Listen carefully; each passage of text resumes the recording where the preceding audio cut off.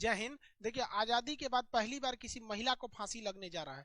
फांसी देने की क्या प्रक्रिया होती है, राष्ट्रपति के पास किस तरह से क्षमादान किया जाता है, राष्ट्रपति किसके मतलब सलाह के आधार पर क्षमादान करते हैं और कितने प्रकार से क्षमादान होता है, इसको हम समझते हैं। अभी जो हालिया घटना हुई है शबनम का, वो उत्तर प्रदेश के अमरोहा जिला का एक मामला है। 15 अप्रैल 2008 को एक बहुत ही संपन्न घर की लड़की थी जिसका नाम था शबनम। वो अपने इकलौती लड़की थी, उसके पिताजी एक शिक्षक थे। उन्होंने बहुत नाजों से, जिस तरह से हर माँ बाप अपनी बेटी को पालते हैं, वैसे उन्होंने पाला था। उन्होंने अपनी बेटी को पढ़ा लिखा के एमए कराया था। लेकिन उस शबनम को अपने ही गांव में एक लड़के से प्रेम हो गया जो 8वीं फेल था, जिससे मिलने जुलने से शबनम के घर वाले ऐतराज जताते थे। लेकिन एक बार क्या हुआ, ये शबनम जो थी अपने घर वालों को, परिवार के सदस्यों को नींद की गोली देकर और अपने मित्र से मिलने चली गई वहां पर, और जिससे वो प्रेम करती थी। उसका नाम सलीम था, 8वीं फेल था। उसने इसे आइडिया दिया कि देखो तुम्हारे परिवार वाले जो है बीच में रोड़ा बन रहे हैं, एक काम करो अपने परिवार वालों को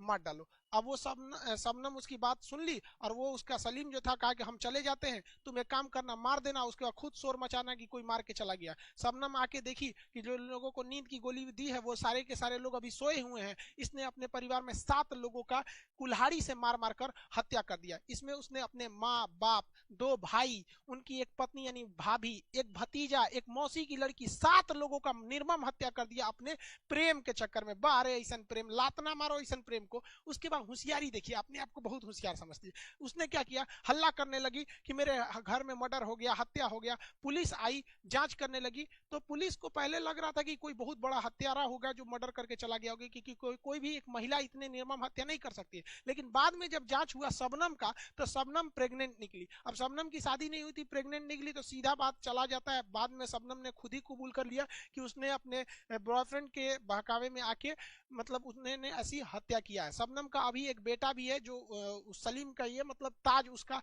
वर्तमान नाम है। इतने जघन्य अपराध होने के बाद district court, high court, supreme court ने सभी ने शबनम को फांसी की सजा सुनाया। शबनम के वकील राष्ट्रपति के पास मर्सी अपील यानी अनुच्छेद 72 का प्रयोग करते हुए दया याचिका के लिए गए थे, किंतु राष्ट्रपति ने भी उसकी दया याचिका को खारिज कर दिया। हालांकि शबनम का छोटा बेटा ताज, उसने राष्ट्रपति से गुहार लगाई कि उसकी मां को मत फांसी दीजिए, क्योंकि उसके ऊपर से वो मतलब एक मां का साया उठ जाएगा।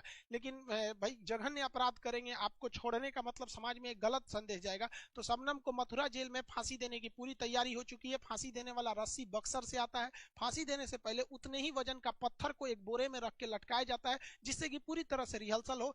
पवन जल्लाद जो निर्भया के दोषियों को फांसी दिए थे, वो भी पहले से मथुरा जेल तक पहुंच चुके हैं। अभी मथुरा जेल को, प्रशासन को केवल डेथ वारंट का इंतजार है। जैसे ही डेथ वारंट आएगा, भारत की पहली महिला शबनम को फांसी लटका दिया जाएगा।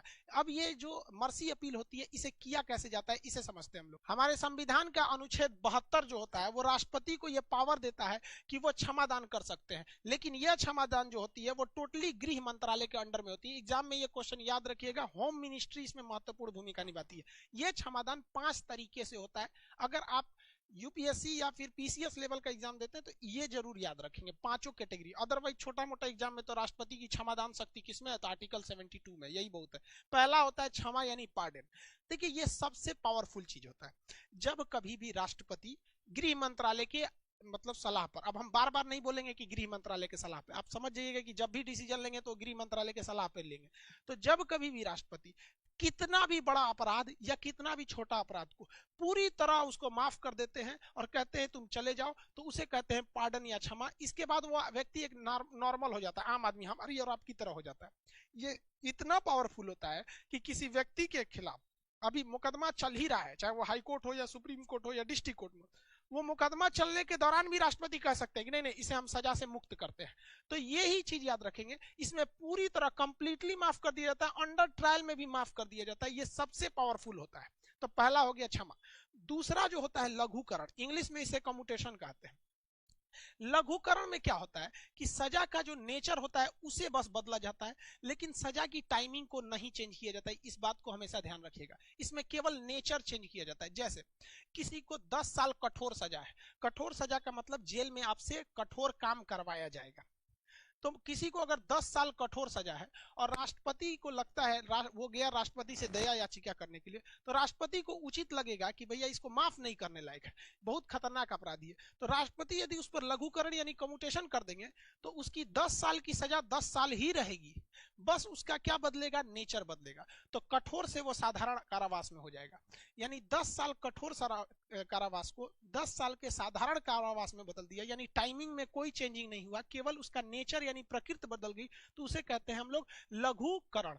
अब इसी लघुकरण का एक दूसरा रूप होता है, उसे हम लोग कहते हैं परिहार। देखिए परिहार जो है ये लघुकरण की तरफ मिलेगा, इसमें थोड़ा कंफ्यूज मत हो जाएगा, इसे कहते हैं रिमिशन। इसमें क्या होता है, ठीक इसका उल्टा हो गया, इसमें नेचर नहीं चेंज किया जाएगा, इसमें केवल टाइमिंग को घटा दिया जाएगा, इसमें नेचर चेंज नहीं होता है, टाइमिंग घटाई जाती है। जैसे 10 साल कठोर कारावास है, 10 साल कठोर कारावास है, देखिए इसमें नेचर नहीं चेंज होगा, कठोर का कठोर ही रहेगा, बस टाइमिंग घटा दिया जाएगा, 10 साल से इसे 5 साल कर दिया जाएगा, तो केवल और केवल टाइमिंग घटाएगा, तो इसे हम लोग कहते हैं परिहार के नाम से जानते हैं। ये क्वेश्चन आएगा तो इसमें कंफ्यूजन नहीं होइएगा। क्वेश्चन ये भी पूछता है कि वह कौन सा ऐसा चीज है, मतलब कौन सा प्रावधान है जो फांसी की सजा पे नहीं लगता है। तो देखिए भैया परिहार जो है ना, ये रिमिशन, ये फांसी पे लगता ही नहीं। क्यों? क्योंकि भैया नेचर चेंज नहीं होना है, यानी फांसी का फांसी ही रहेगा, केवल टाइम को घटाना है। तो क्या टाइम घटाएगा, नहीं, इसे आधा घंटा की जगह 20 मिनट फांसी दो। अरे भैया 20 मिनट दो तो 15 मिनट दो, टाइमिंग से क्या मतलब है, टांग दोगे मरबे करेगा वहां पे, तो ऐसा नहीं होता है। तो ये चीज याद रखेंगे, इसे फांसी की सजा पर कभी भी परिहार नहीं हो सकता है। हाँ, फांसी की सजा पे लघुकरण हो सकता है। जैसे किसी को फांसी हो गई है तो फांसी का नेचर चेंज कर दीजिए, उसे आजीवन कारावास में बदल दीजिए। आजीवन कारावास में आप क्या कर सकते हैं, चेंज कर सकते हैं, तो वो क्या हो गया, एक तरह का लघुकरण हो गया, मतलब कैटेगरी चेंज करना, और इसमें केवल टाइमिंग चेंज करना। तो ये 3 समझ गए। अब चौथा और 5वां समझते हैं। देखिए चौथा जो है वो है विराम। विराम को हम लोग रेस्पाइट्स कहते हैं। विराम कब लगाया जाता है, जब जेल में कोई कैदी है उसका हेल्थ खराब हो जाए, जैसे जेल के अंदर कोरोना हो जाए या उसे टाइफाइड हो जाए या बड़ी बीमारी हो जाए, तो उसकी सजा को कुछ समय के लिए रोक दिया जाता है और उसे नेचुरल मतलब जमानत टाइप में छोड़ दे सकते हैं, या फिर जेल में ही एक अलग से रखने की व्यवस्था कर सकते हैं। उसकी कैदी के नेचर पर डिपेंड करता है, ताकि जब वो स्वस्थ हो जाए तो उसे वापस जेल में लाया जाए। या फिर कोई प्रेग्नेंट महिला है उसके ऊपर भी विराम या रिस्पाइट लगा सकते हैं। जैसे शबनम केस में वो गर्भवती थी जब वो जेल में थी, तो उसे जेल मेनू के हिसाब से नहीं रखा जाता है, उसे क्या किया जाता है, एक मतलब जिस तरह से गर्भवती महिला को ध्यान रखा जाता है या एक मरीज को ध्यान रखा जाता है, तो उसमें किया जाता है। तो स्वास्थ्य आधार पर हम लोग विराम को लगाते हैं। अब 5वां नंबर आता है, ये सारा का सारा चीज अनुच्छेद 72 में ही है, याद रखिएगा, आर्टिकल 72। अब आता है प्रविलंबन, अभी तो यही राष्ट्रपति ने लगाया है फांसी पर, इसे रिप्राइव कहते हैं। अभी देखिए प्रविलंबन में क्या होता है, ये स्पेशली फांसी के लिए ही आता है। जब कभी भी सुप्रीम कोर्ट फांसी की सजा सुनाती है तो उसको रोकने के लिए, लेकिन परमानेंट नहीं रोकना है, टेम्पोररी रोकना है, तो टेम्पोररी रोकने के लिए यानी सुप्रीम कोर्ट के फैसले पर स्टे लगाने के लिए राष्ट्रपति प्रविलंबन का प्रयोग कर देते हैं। जैसे सुप्रीम कोर्ट ने कहा कि किसी व्यक्ति को कह दिया आपको 25 फरवरी को फांसी दे दी जाएगी। अब आज की तारीख है 18 फरवरी, तो 18 फरवरी को सुप्रीम कोर्ट ने कहा कि तुम्हें 25 फरवरी को फांसी दे देंगे। तो वकील को लगता है कि भैया 1 हफ्ता मेरे पास टाइम है, हम राष्ट्रपति के पास क्षमा मांगने चले जाएंगे कि भैया माफ कर दीजिए। पता चला राष्ट्रपति गए हैं अमेरिका दौरा पे, तब तो बेचारा को टांग देगा सब यहाँ पे सुप्रीम कोर्ट राष्ट्रपति है ही नहीं है।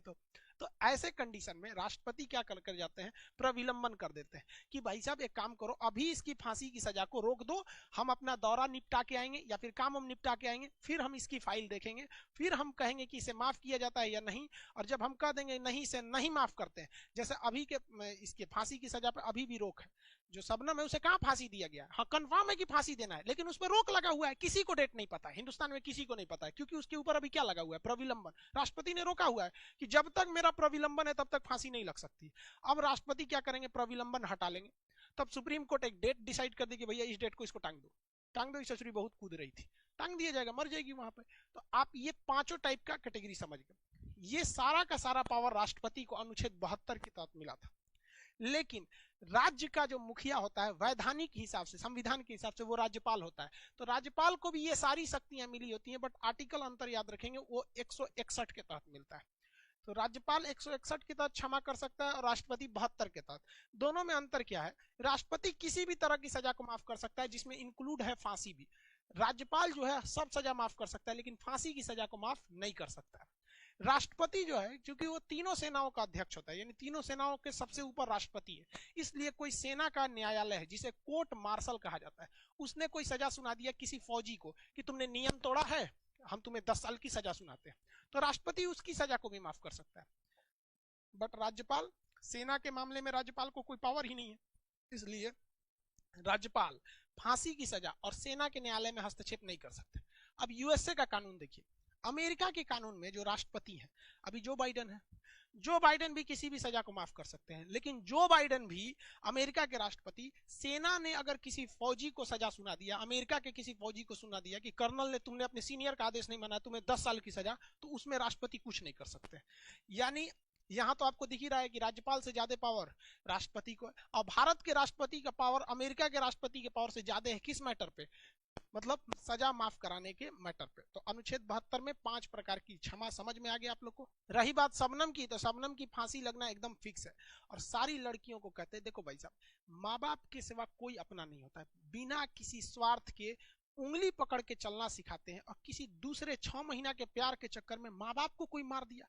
आजकल के भी देखते हैं लड़का लड़की भाग जाता है, अरे कभी सोची हो लोग कि भागने के बाद वो भाई किस तरह से समाज में रहेगा। छोटे छोटे बात पर मोहल्ले के लोग ताना देंगे आपके पिताजी को कि तू क्या बोलता है, तेरी बेटी भाग गई थी, तुम्हारा बहन भाग गई थी, तुम्हारा भाई जीना मुश्किल हो जाएगा।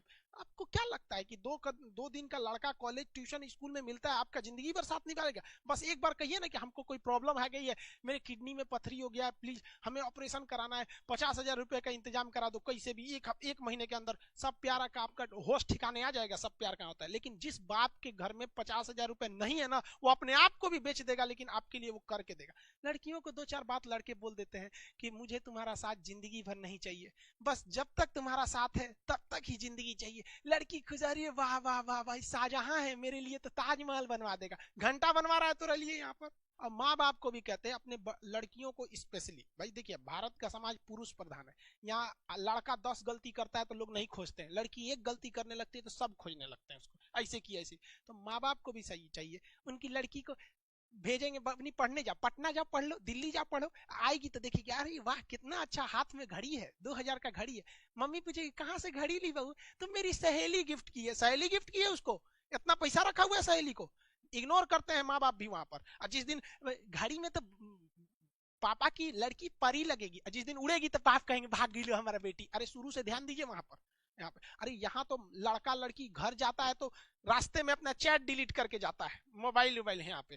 तो सबको कहते भाई साहब, जो लड़के क्लास में पढ़ रहे होते हैं ना, यहाँ कोई लड़का लड़की नहीं पढ़ता है, माँ बाप के अरमान बैठ के पढ़ाई करते हैं, और उसको आप लोग रौन देते हैं। और लड़कों को भी कहते हैं यार प्यार मोहब्बत के चक्कर में मत पड़ यार, मुस्कुराने के चक्कर, लड़कियां का मुस्कुराने पे नहीं जाना चाहिए। वो लड़की जब तो मुस्कुरा के गोलगप्पा वाले की गिनती भुलवा देती है, हंसी पे चल जाते हैं यहाँ पे, सबके साथ वही बतियाएगी सब हंस हंस के। एक लड़का आ रहा था मेरे क्लास में, आया कहा सर हम सुसाइड कर लेंगे, हमारा मतलब ऐसे हो गया, ब्रेकअप हो गया। क्योंकि काहे सुसाइड करेगा? कह रहा है कि सर उसके जैसी लड़की हमको मिल ही नहीं सकती है, कभी नहीं, दुनिया में मिलेगी नहीं। हम कह सुन सुन सुन, जब वो तुमको नहीं मिली थी तो तुमको पता था कि ये बहुत अच्छी लड़की है? नहीं ना, मिलने के बाद ना तुमको पता चला। वैसे ही दुनिया में बहुते लड़की है, मिलेगी ना तो उससे भी अच्छी मिल जाएगी।